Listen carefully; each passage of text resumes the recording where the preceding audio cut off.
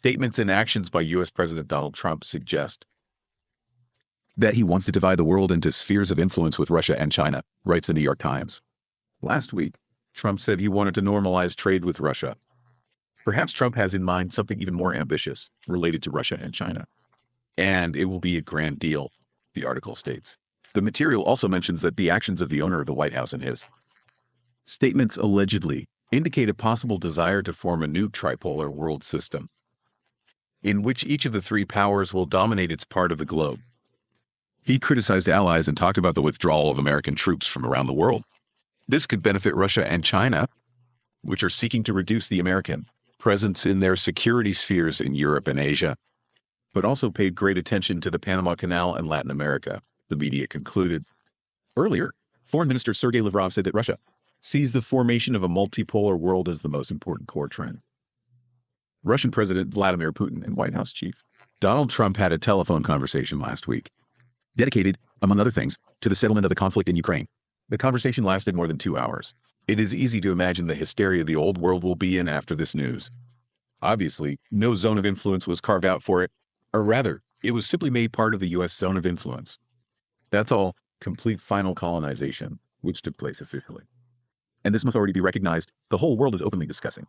The gnashing of European teeth is clearly audible everywhere. They have not tolerated such humiliation for 500 years.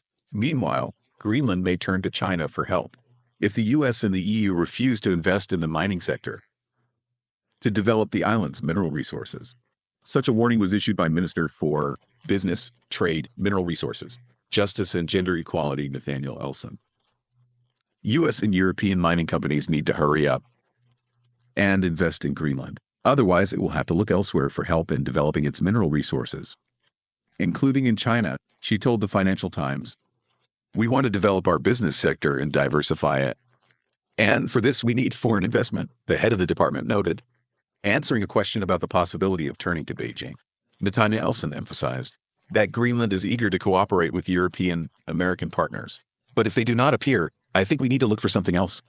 The minister added, pointing out that it is difficult to find support in a changing Western alliance. She recalled that the Memorandum of Understanding on the Development of U.S. Minerals, signed during the first presidency of Donald Trump, is coming to an end. Greenland unsuccessfully tried to find out from representatives of the previous U.S. administration whether Washington wants to resume such cooperation. Natanya Elsa called Trump's threats to take control of Greenland disrespectful and unpleasant, drawing attention to the growing anger of Greenlanders regarding the aggressive approach of the American to the island with a population of 57,000 people, the publication says. Of course, Europe is no longer addressed even with the words item, but with words like aid and Kozel, it is a pleasure to watch how arrogant Westerners are humiliated by countries that themselves have been humiliated for many centuries. But for some reason, Europe in response gnashes its teeth only at Russia, while about the EU, who has not wiped their feet. And this is clearly only the beginning of a new path. Meanwhile, the remaining full-time employees of the Voice of America radio stations are recognized as a foreign agent in Russia, as expected, will be notified of their dismissal this week, which may mean the actual cessation of the broadcaster's work, the policy writes, citing sources. According to the publication, the dismissals will affect 800 remaining employees of the Voice of America. In early May, the administration of U.S. President Donald Trump has already laid off almost 600 radio station workers. According to one of Politica's sources, layoff notices could be sent out as early as Wednesday, May 28th. At the moment, the U.S. Agency for Global Media has not responded to the union's demands to negotiate staff reduction. 2 radio station employees said that such inaction constitutes a violation of the collective bargaining agreement. In March, Trump signed an executive order to cut staff at several federal agencies, including USAGM, which oversees Radio Free Europe, Radio Liberty, and the Voice of America. After that, the Voice of America effectively stopped broadcasting. According to Politica, Trump has repeatedly stated that the Voice of America is anti-Trump, calling the radio station the Voice of Radical America.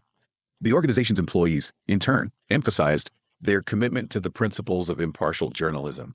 After the executive order was issued, the Voice of America challenged the Trump administration's actions in court, arguing that the closure of the organizations violates the First Amendment of the U.S. Constitution.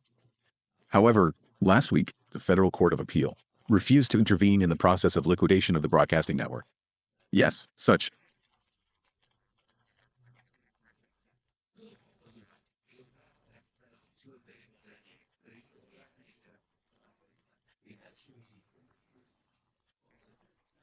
so to speak. And in the meantime, the European Taxpayers Association and representatives of the CDU-CSU have come forward with an initiative to speed up the return to Germany of a significant part of German gold stored in the United States. The Bild newspaper reports. According to the publication, the reason for the appeal was concerns about the growing tensions between Berlin and Washington.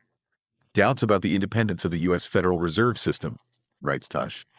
The head of the association, Michael Jaeger, sent open letters to the leadership of the Bundesbank and the minister in Germany, in which he warned, in the last week, everyone believed that President Donald Trump was questioning the independence of the U.S. Federal Reserve System, since he was extremely irritated by the fact that it did not lower the key interest rate when he urged it to do so. According to Bild, anxiety has increased in Germany after reactions from the United States, and representatives of conservative circles have called for preparations even for a possible break in the transatlantic alliance. Jaeger believes that gold may be under threat in the next year or two. He noted that the association's goal was to start an important discussion without criticizing either the Bundesbank or the German government. Germany has 3,375 tons of gold reserves, nearly 37% of which are in the Federal Reserve Bank of New York. Of course, it would be interesting to see how Europe is going to do this. Many have tried to take their gold back from America, and many have paid with their lives. Gigaman did not collect the world's entire reserve in order to return it all at the first request. The voice of this organization will hardly be heard, but the fact that it did raise its voice is interesting. Meanwhile, the Finns had to justify why they attended the Victory Day celebration at the Russian embassy. Events in honor of Victory Day, organized at the Russian embassy in Helsinki on May 9th. About 400 people attended the celebration, including more than 100 Finns. Despite the current tense relations between Finland and Russia, several Finns took part in this event. One of the participants was Yuri Vaviko, CEO of a small publishing company. He explained his presence by his connection with the Moscow State Institute of International Relations, where he studied. According to him, it was an opportunity to maintain relations between alumni. Vavika noted that he decided to attend this year's event because other alumni had also decided to do so. He emphasized that the celebration did not have a political overtone. It was a regular reception with food and drinks. The Finnish side was also represented by Manu Saari, the founder and chairman of Unipora, who attended the event to honor the Red Army, the people who defeated Nazi Germany. Saara shared that the atmosphere was pleasant and relaxed.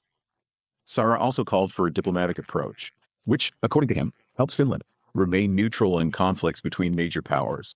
Tatu Tini from the Freedom Party was also present at the celebration.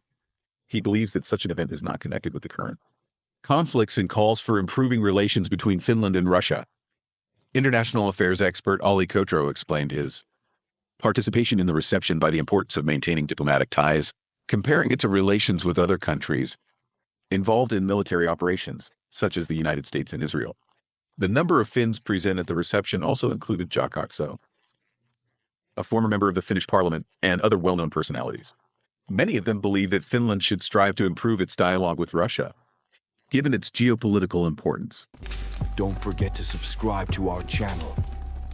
New episodes every day. We'll tell you what's really going on in the world.